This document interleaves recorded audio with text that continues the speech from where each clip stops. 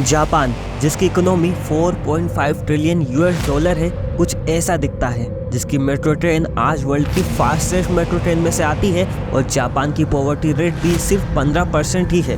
पर इंडिया ये सब कुछ 5 ट्रिलियन इकोनॉमी होने के बावजूद भी अचीव नहीं कर पाएगा।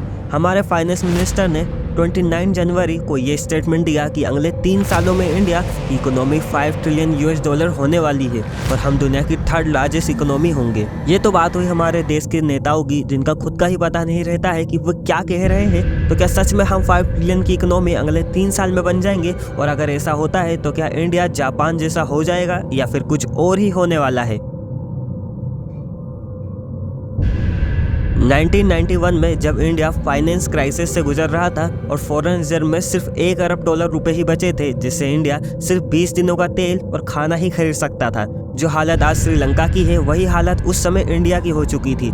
इंडिया का डेप्ट 72 अरब डॉलर तक पहुंच चुका था, जो दुनिया की 3rd लार्जेस्ट डेप्ट वाली कंट्री बन चुकी थी। महंगाई इतनी बढ़ चुकी थी कि लोगों का भरोसा सरकार से उठ गया था और इंडिया में जहां तहां दंगे फसाद हो रहे थे। इसके बाद जून 1991 में देश की सरकार बदलती है और पीवी नरसिम्हा राव सत्ता में आते हैं और मनमोहन सिंह को फाइनेंस मिनिस्टर बनाया जाता है। इसके बाद उन्होंने कई ऐसे फैसले लिए जिससे इंडिया की इकोनॉमी, जो कुछ महीने पहले डूबने वाली थी, वो ग्रो करने लग जाती है। क्योंकि फाइनेंस मिनिस्टर मनमोहन सिंह ने ये मेजर 3 चेंजेस लाए जिससे इंडिया की इकोनॉमी फिर से ग्रो करने लग जाती है। उन्होंने सबसे पहले ये किया कि इंडियन बिजनेस को लाइसेंस फ्री कर दिया, जबकि इससे पहले लाइसेंस राज जो 1950 से 1990 तक चला, इस समय तक किसी भी कंपनी को जब नया प्रोडक्ट बनाना होता तो उसे 80 गवर्नमेंट एजेंसियों से परमिशन लेना पड़ता था और अगर परमिशन मिल भी जाए तो उस प्रोडक्ट पर कंट्रोल गवर्नमेंट करती थी। पर 1990 से किसी भी प्रोडक्ट को बनाने के लिए लाइसेंस की जरूरत नहीं पड़ती थी। दूसरा ये किया कि फॉरेन कंपनी भी अब इंडिया में इन्वेस्टमेंट कर सकती है।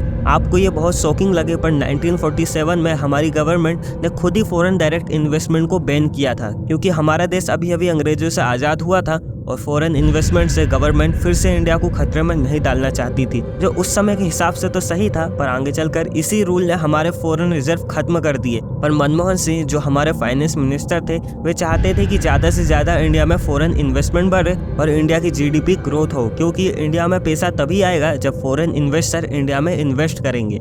फिर उनका तीसरा मेजर चेंजेस ये था कि इंडिया में बिजनेस करना जितना आसान हो सके उतना आसान बनाया जाए, जिससे इंडिया के लोग ज़्यादा से ज़्यादा बिजनेस कर सके और एम्प्लॉयमेंट जनरेट कर पाए। और आज भी हमारी गवर्नमेंट कुछ इसी पैटर्न पर काम कर रही है। इसलिए हमारे इंडिया की जीडीपी ग्रोथ रेट 2022 में 7.2% थी और फ्यूचर में भी जीडीपी ग्रोथ रेट कुछ इसी तरह रहती है तो आने वाले कुछ ही सालों में हम 5 ट्रिलियन वाली इकोनॉमी बन जाएंगे। पर फिर भी हम जापान जैसा एक डेवलप कंट्री नहीं बन पाएंगे, क्योंकि जापान की पॉपुलेशन 2021 में 12 करोड़ थी और हमारी पॉपुलेशन 140 करोड़ थी। तो इस हिसाब से जापान में रहने वाले व्यक्ति की इनकम $39,000 है और वहीं एक इंडियन के $2,500, जो जमीन आसमान का फर्क है। पर जल्द ही इंडिया भी एक डेवलप कंट्री होगा। बस हमारी गवर्नमेंट को फोकस मैन्युफैक्चरिंग पर करना चाहिए, क्योंकि चाइनीज इकोनॉमी, जो आज दुनिया की 2nd लार्जेस्ट इकोनॉमी है, इसका फोकस भी शुरू से ही मैन्युफैक्चरिंग में रहा है और इंडिया में भी ये रैपिड ग्रोथ मैन्युफैक्चरिंग की वजह से ही आ रहा है।